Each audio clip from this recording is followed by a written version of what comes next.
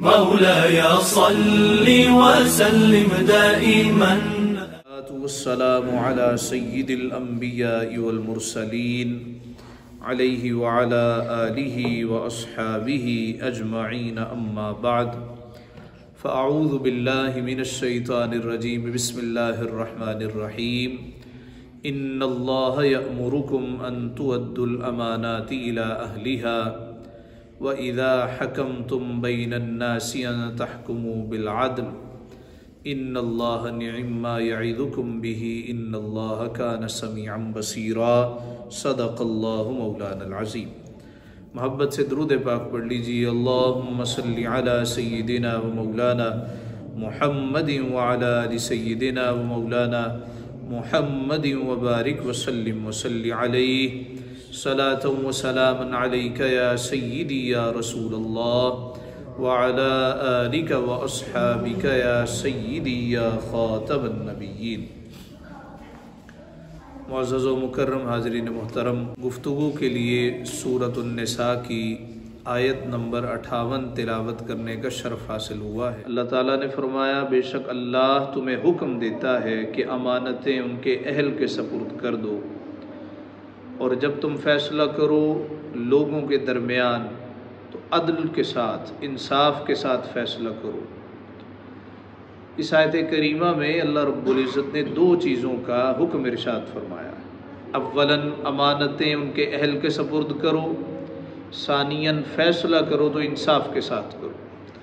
حضرت ابن کثیر رحمۃ اللہ تعالیٰ علیہ لکھتے ہیں، اس آیت کا شان نزول یہ ہے کہ نبی پاک صلی اللہ علیہ وآلہ وسلم فتح مکہ کے موقع پر سواری پر سوار تھے، اور اسی طرح آپ نے طواف کیا۔ پھر آپ نے فرمایا، کعبے کی کنجیاں کس کے پاس ہیں؟ حضرت عثمان بن طلحہ وہ آگے بڑھے کہ حضور کو چابیاں پیش کریں، کہ حضور کے چچا جناب عباس رضی اللہ تعالیٰ عنہ عرض کرنے لگے، یا رسول اللہ یہ کنجیاں آج مجھے دے دیں تاکہ کعبے کا انتظام و انصرام بھی ہمارے پاس رہے اور کعبے کی کنجیاں بھی ہمارے قبضے میں آ جائیں۔ جب یہ بات جناب عثمان بن طلحہ نے سنی تو انہوں نے چابیاں پیچھے کر لی۔ پھر حضرت سیدنا علی المرتضیٰ کرم اللہ تعالی وجہ الکریم آگے بڑھے، یا رسول اللہ یہ چابیاں مجھے دے دیں۔ حضور پھر خاموش ہوئے۔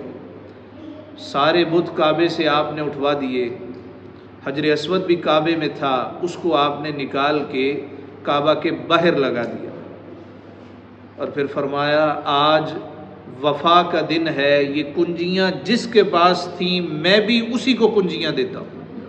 تو جناب عثمان بن طلحہ کو آپ نے واپس کنجیاں دی، اور آج تک اسی خاندان میں کعبے کی چابیاں موجود ہیں۔ نبی اکرم صلی اللہ علیہ وآلہ وسلم نے امانتوں کو ادا کرنے کا حکم دیا اور فرمایا کہ جو اہل ہیں ان کے سپرد کرو۔ سیدنا ابو ذر غفاری رضی اللہ تعالیٰ عنہ حضور کے ایسے صحابی ہیں، سرکار نے فرمایا، اگر کسی نے عیسیٰ علیہ السلام کا زہد دیکھنا ہو، ان کا تقوی دیکھنا ہو، فَلْيَنْظُرْ إِلَىٰ صحابی، اس کو چاہیے وہ میرے صحابی ابو ذر کو دیکھ لے۔ ابو ذر کا فقر بڑا مشہور ہے۔ ایک موقع پر صحیح مسلم میں حدیث ہے، سرکار کی خدمت میں حاضر ہوئے، یا رسول اللہ مجھے بھی کسی علاقے کا والی بنا دے، مجھے بھی حکمران بنا دے۔ کہ دیکھ رہے تھے کہ کسی کو حضور یمن کا گورنر بنا رہے ہیں، کسی کو مصر کا بنا رہے ہیں، کسی کو عراق کا، شام کا بنا رہے ہیں، تو عرض گزار ہوئے، یا رسول اللہ مجھے بھی والی بنا دیں۔ حضور نے فرمایا، یا ابا ذر انک ضعیف، اے ابو ذر تو کمزور بندہ ہے، اور یہ یعنی کہ حکمرانی یہ امانت ہے، قیامت کے روز یہی ندامت بن جائے گی، یہی رسوائی ہوگی سوائے اس کے جس نے حق کے ساتھ اس کو پورا کیا۔ سوال پیدا ہوتا ہے کہ ایسے صحابی جن کے بارے سرکار فرما رہے ہیں کہ اگر عیسیٰ کا زہد دیکھنا ہو تو میرے ابو ذر کو دیکھ لو، لیکن جب انہوں نے حکمرانی طلب کی تو سرکار نے فرمایا، انک ضعیف، تو ضعیف آدمی ہے۔ اس لیے کہ حکمرانی یہ ایک اور کام ہے، اور تقوی پرہیزگاری الگ ہے۔ ہاں اگر حکمران تقوی پرہیزگاری سے عاری ہوگا تو فساد بپا ہوگا، کہ حضرت اقبال نے کہا، جدا ہو دین سیاست سے تو رہ جاتی ہے چنگیزی۔ یہی جناب ابو ذر رضی اللہ تعالیٰ عنہ نے حضرت عثمان بن عفان تیسرے خلیفہ ان کے دور خلافت میں فتویٰ دیا کہ جس کے پاس سونا چاندی ہے وہ نکال باہر کرے، اس لیے کہ قیامت کے روز یہی اس کے چہرے پر داغا جائے گا، اس کی پشتوں پہ داغا جائے گا۔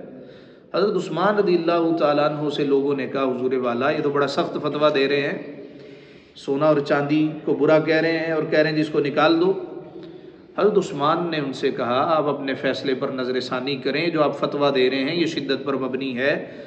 اسلام میں اگر آپ سونا چاندی کی زکوٰۃ ادا کر دیں تو آپ کے لیے حلال ہے۔ دین اسلام کی آبیاری کے لیے جن لوگوں نے مال دیا کہ سرکار دو عالم نے جنت کی بشارت نہیں دی، جناب عبد الرحمن بن عوف، جناب عثمان بن عفان، کہا ابو ذر فتوے پہ نظر ثانی کرو۔ جناب ابو ذر کہنے لگے میرا تو یہی فتویٰ ہے، جس کے پاس سونا چاندی ہے وہ گھر میں حرام جمع کر رہا ہے، وہ جائز نہیں ہے۔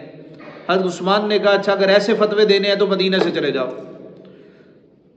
تو اس کا مطلب ہے کہ ہر فتویٰ دینے والا بھی ضروری نہیں ہے کہ درست فتویٰ دیتا ہو، دیکھا جائے گا کہ اس میں شدت تو نہیں ہے، یہ معاشرے کو سمجھتا بھی ہے کہ نہیں سمجھتا، اس میں اعتدال ہے یا نہیں ہے۔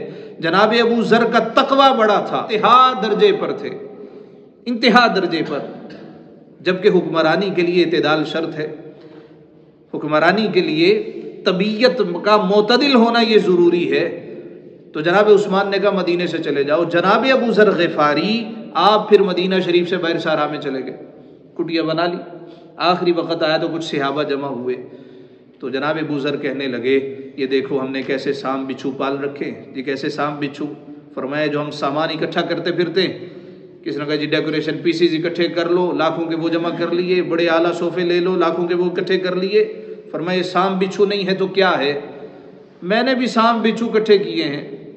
اب ان کا فقر دیکھیے بھی کون سے سام بچھو آپ کے پاس ہے کیا؟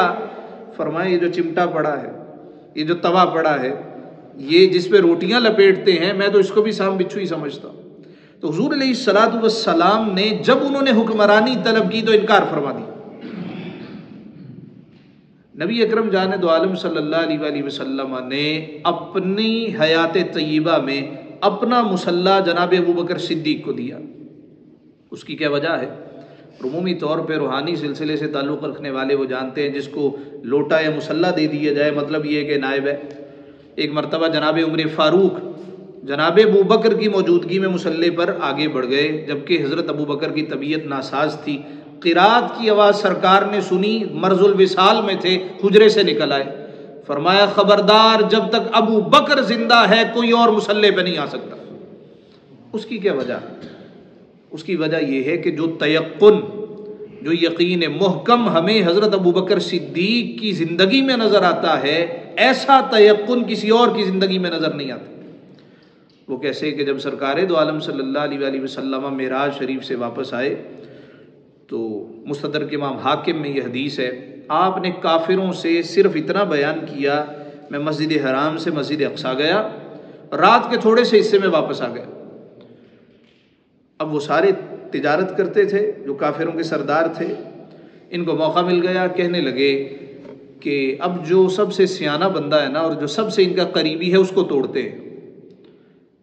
مخالف تھے، اور مخالف کا کام کیا ہوتا ہے؟ جب کسی کو پسند نہیں نہ کرتا، زج کرنا چاہتا ہے، اولاً اس کے عیب تلاش کرتا ہے، جب عیب تلاش ہو جائیں پھر اس کے قریبی کے پاس جاتا ہے، اس کو جا کے کہتا ہے کہ جس کے پیچھے تو لگا ہوا ہے نا یہ بندہ ٹھیک نہیں ہے، یہ اس کا عیب ہے۔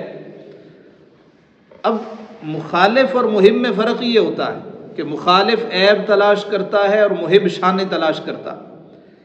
تو مخالف تھے، یہ سمجھے کہ حضور کا ایک عیب مل گیا ہے کہ 3 ماہ کی مسافت مسجد حرام سے مسجد اقصیٰ کی آنے جانے میں 3 ماہ کا وقت لگتا، اور یہ ابو بکر بھی جانتا۔ سوچ میں پڑ گئے کہ جو سب سے قریبی ہے وہ کون ہے؟ یہ سارے مل کے جناب ابو بکر کے دروازے پر چلے گئے۔ جناب ابو بکر صدیق چونکہ خاندانی آدمی تھے، وزادار آدمی تھے، مخالف بھی آپ سے گفتگو کرتے ہوئے ہچکچاتے نہ تھے، اور دین اسلام میں ایسا بندہ پسندیدہ ہے کہ آپ کسی کے مخالف ہو گئے تو اتنی نفرت شروع کر دی کہ وہ آپ کے پاس جاتے ہوئے ہچکچا رہا ہے، یار پتہ نہیں یہ کیسا سلوک کرے گا۔ یہ سارے کافر مل کے جناب ابو بکر کے پاس آئے، جبکہ معلوم ہے کہ یہ مسلمان ہے، یعنی کافروں کو بھی معلوم ہے کہ سرکار کا سجن کون ہے اور سرکار کا یار کون ہے، اس کو توڑتے ہیں۔ ابو بکر ٹوٹا تو دین کمزور ہو جائے گا، حضور کمزور ہوں گے دین کمزور ہو جائے گا۔ حضور کے پاس آئے اور کہا سنی ہے بات تو نے اپنے یار کی؟ کیا بات کہی؟ انہوں نے کہا رات کے تھوڑے سے حصے میں مسجد حرام سے مسجد اقصیٰ گیا اور واپس بھی آ گیا۔ اور تجھے معلوم ہے کتنا سفر ہے؟ کہا جی 3 ماہ کا سفر ہے۔ کہا اب بتا تو کیا کہتا؟ تو سیانہ بندہ ہے، کاروباری آدمی ہے، اٹھتا بیٹھتا ہے بڑے لوگوں میں، وزادار آدمیوں میں بیٹھتا ہے، اور وہ کہہ رہے ہیں رات کے تھوڑے سے حصے میں وہاں سے ہو کے بھی آ گیا اور بستر میرا گرم تھا، کنڈی ہل رہی تھی اور پانی بہہ رہا تھا۔ جناب ابو بکر صدیق کہنے لگے اوا قال ذلک، کیا واقعی انہوں نے یہ کہا ہے؟ اب وہ سمجھے کہ تیر نشانے پہ جا لگا، کہنے لگے واقعی انہوں نے یہ بات کہی ہے؟ دیکھنا ہم تو تجھے سمجھاتے تھے، تو ہی تھا چوکو چوراہوں میں کھڑے ہو کے ان کی باتیں کرتا رہتا تھا، تو ہی تھا جو گلی گلی جا کے کہتا تھا لوگوں محمد اللہ کے رسول ہے مان لو، اب بتا تو کیا کہتا؟ کیا کوئی سینسیبل آدمی ایسی بات کر سکتا ہے؟ اور کوئی عقل مند اس بات پہ یقین رکھ سکتا ہے؟ یہ ایسے ہی ہے کوئی آدمی وہ سمندری سے یہاں کا سفر کرتا ہو، فیصل آباد کا، روزانہ آتا جاتا ہو، اور ایک دن کہے میں رات کے تھوڑے سے حصے میں، یعنی صرف 5 منٹ میں وہاں سے یہاں آیا اور یہاں سے واپس چلا گیا، تو ہم یہ تو نہیں پوچھیں گے بھی کس سواری پہ سوار تھا، ہم تو پوچھیں گے کہ حضور والا یہ آپ کو جھوٹ بولنے کی ضرورت کیوں پیش آئی؟ جناب ابو بکر صدیق کے پاس آئے اور کہا تو کیا کہتا ہے؟ وہ کہنے لگے اوا قال ذلک، کیا واقعی انہوں نے یہ بات کہی ہے؟ جی واقعی یہ بات کہی ہے۔ جناب ابو بکر کا جواب سنیے، کہنے لگے لئن کان قال ذلک، اگر انہوں نے یہ بات کہی ہے لقد صدق، سچی بات کہی۔ بڑے حیران ہوئے، ششدر رہ گئے، پھر اکٹھے ہو گئے، کہنے لگے ابو بکر تو سیانہ بندہ ہے، ہم تو تجھے سمجھانا چاہ رہے ہیں، دیکھ نا 3 مہینے کا سفر ہے اور چند ثانیوں میں کوئی بندہ کیسے جا کے آ سکتا؟ جناب ابو بکر کہنے لگے مجھے سمجھانے والوں میں تمہیں ایک بات بتاؤں؟ جی بتاؤ۔ کہنے لگے میں روزانہ ان کے پاس بیٹھتا ہوں، وہ روزانہ ہمیں آسمان سے پرے کی باتیں بتاتے ہیں، میں تو روزانہ مان لیتا ہوں، اس کی حیثیت کیا ہے؟ سرکار نے سنا، آپ نے فرمایا یہ تو صدیق ہے، ابو بکر صدیق ہے۔ چونکہ ان کا تیقن بہت تھا، چونکہ یقین محکم تھا، اس وجہ سے سرکار نے اپنی حیات طیبہ میں مصلی عطا کر دیا اور کہا جب تک ابو بکر حیات ہے کوئی مصلی امامت پہ کھڑا نہیں ہوگا۔ اب اسی بات کو لے کے سورۃ النساء کی آیت نمبر 58 کی طرف آئے، اللہ نے کہا بے شک اللہ تمہیں حکم دیتا ہے امانتیں اہل کے سپرد کرو۔ نبی اکرم صلی اللہ علیہ وآلہ وسلم نے فرمایا اگر اللہ کو کسی شخص نے بادشاہی عطا کی، حکومت خلافت عطا فرمائی، اور اس سے کہا گیا کہ یہ چھوٹے علاقوں پر حکمران بناؤ، والی بناؤ، چیئرمین بناؤ، اور اس نے نااہلوں کو ان کے اوپر حکمران بنا دیا تو قیامت کے روز رسوائی کے ساتھ اٹھایا جائے گا، جواب دہ ہونا پڑے گا۔ تجھے معلوم تھا یہ بندہ اہل نہیں ہے، تو نے پھر اس کو لگایا۔ نبی اکرم صلی اللہ علیہ وآلہ وسلم نے بعض ایسے صحابہ جن کی عمریں بڑی کم تھیں، یعنی حضرت معاذ بن جبل صرف 19 سال کے تھے، حضور نے فرمایا جا تجھے یمن کا گورنر بنا رہا، 19 برس کے، تو جانے لگے، عرض کرتے ہیں یا رسول اللہ مجھے کوئی نصیحت کیجئے، مجھے کوئی وصیت کیجئے۔ آپ نے فرمایا میں تجھے نصیحت یہ کرتا ہوں بشروا ولا تنفروا، بشارتیں دینا لوگوں کو متنفر نہ کرنا، یسروا ولا تعسروا، آسان مسئلے بتانا، مشکل باتیں بیان نہ کرنا، اور جب کوئی طالب علم تمہارے پاس آئے دین سیکھنے کے لیے آئے تو جھڑکیاں نہ دینا، اس کو اہلم و سہلن کہنا۔ اسی طرح وحشی جس نے جناب امیر حمزہ کو شہید کیا، حضور علیہ السلام کے پاس جب فتح مکہ کے موقع پر آیا اور اس نے اسلام قبول کیا، سرکار نے فرمایا میرے سامنے نہ آیا کر، جب تو آتا ہے مجھے تکلیف ہوتی ہے۔ مگر یہاں پہ انور مسعود صاحب نے ایک بڑی خوبصورت بات کہی، وہ کہنے لگے کہ سرکار کی ذات سے بعید ہے وہ کسی سے کہیں میرے سامنے نہ آیا کر مجھے تکلیف ہوتی ہے، جس کا نام ہی رحمت للعالمین ہے وہ کسی کو دور کیسے کر سکتا؟ بلکہ مدعا یہ تھا اے وحشی تو میرے سامنے آئے گا تجھے شرمندگی کا سامنا کرنا پڑے گا، تو میرے سامنے نہ آیا کر۔ اس پہ دلیل دی ہے کہ سرکار نے فرمایا جا وحشی تجھے میں طائف کا گورنر بناتا ہوں۔ کیا کوئی چچا کے قاتل کو گورنری عطا کرتا، حکمرانی دیتا؟ اسی وحشی کو سرکار نے طائف کا گورنر بنا دیا۔ نبی اکرم صلی اللہ علیہ وآلہ وسلم نے فرمایا بے شک اللہ تمہیں حکم دیتا ہے جب امانتیں تمہیں دی جائیں تو اہل والوں کے سپرد کرو۔ یا رسول اللہ اگر ایسا نہ ہو پھر کیا ہوگا؟ فرمایا اذا وسد الامر الى غیر اہلہ، فانتظر الساعہ، جب امور نااہلوں کے سپرد کر دیے جائیں۔ ایک بندہ زندگی میں اس نے ریلوے کا سفر نہیں کیا، اس کو وزیر ریلوے لگا دیا۔ ایک بندہ اس نے زندگی میں کبھی شلوار قمیص نہیں پہنی، اس نے کبھی ویسٹ کوٹ نہیں پہنی، اس کو وزیر ثقافت لگا دیا۔ ایک بندہ وزیر صحت لگا دیا ہے، وہ نیسلے پانی پیتا ہے، یعنی یہ اہل نہیں ہے۔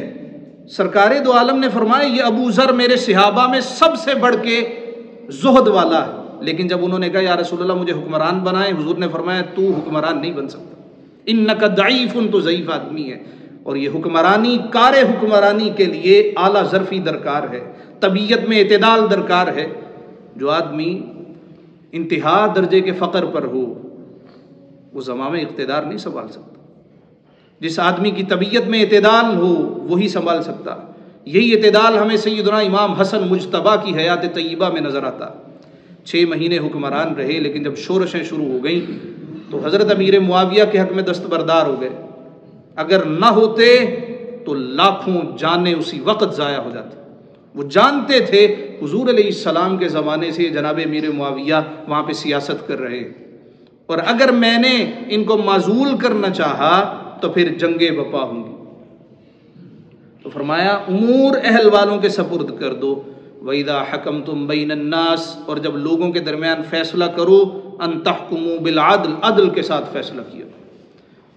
قاضی شرح سیدنا علی المرتضیٰ کے زمانے میں منصف تھے۔ حضرت علی کی ایک زرہ تھی، وہ صفین کی جنگ میں گم ہو گئی۔ جب آپ واپس آئے کوفہ میں دیکھا ایک یہودی نے پہن رکھی ہے، ٹہل رہا ہے۔ آپ نے فرمایا اللہ کے بندے میری ہے، کہنے لگا قبضہ میرا ہے تو میری ہے، گواہ لے کے آؤ۔ آپ اس کو پکڑ کے قاضی شرح کے پاس لے گئے۔ قاضی شرح نے کہا اے علی آپ کے پاس گواہ ہیں تو لاؤ۔ آپ نے فرمایا میرا بیٹا گواہ ہے۔ امام حسن کو بلایا گیا، کہا جی اور گواہ دوسرا بھی لے کے آؤ۔ کہا میرا قمبر غلام وہ گواہ ہے، اس کو بھی لے آؤ۔ یہودی تمہارے پاس کوئی گواہ؟ کہنے لگا گواہ کوئی نہیں ہے، چونکہ قبضہ میرا ہے لہٰذا میری ہے۔ جناب قاضی شرح کہنے لگے اے علی آپ کا بیٹا ہے حسن، اور اصول یہ ہے کہ بیٹے کی گواہی باپ کے حق میں معتبر نہیں ہوتی۔ دوسرا ہے قمبر آپ کا غلام، اور اصول یہ ہے کہ غلام ہمیشہ آقا کی بات ہی کرتا ہے۔ ان دونوں کی گواہی قبول نہیں کروں گا، کوئی اور ہے تو لے کے آؤ۔ مولا علی کہنے لگے قاضی صاحب میرے پاس تو کوئی گواہ نہیں ہے۔ کہا پھر زرہ بھی اس کی ہے، اس کو دے دی جائے۔ وہ جو یہودی سارا ماجرا دیکھ رہا تھا حیران ششدر رہ گیا، کہنے لگا علی تیرے انڈر کام کرتا ہے، تو نے اس کو منصف لگایا ہے، فیصلہ بھی تیرے خلاف ہی دے رہا ہے، میں گواہی دیتا ہوں جس دین کا تو پرچار کرتا ہے وہی سچا دین ہے۔ اسی وقت کلمہ پڑھا اور دائرہ اسلام میں داخل ہو گیا۔ اللہ نے فرمایا جب امانتیں اللہ تمہیں دے تو نااہلوں کے سپرد نہ کرو، اور جب فیصلہ کرنے کی بات آئے تو عدل و انصاف کے ساتھ فیصلہ کرو۔ اللہ رب العزت ہمیں احکام قرآنیہ پر عمل پیرا ہونا نصیب فرمائے۔ وآخر دعوانا ان الحمد للہ رب العالمین۔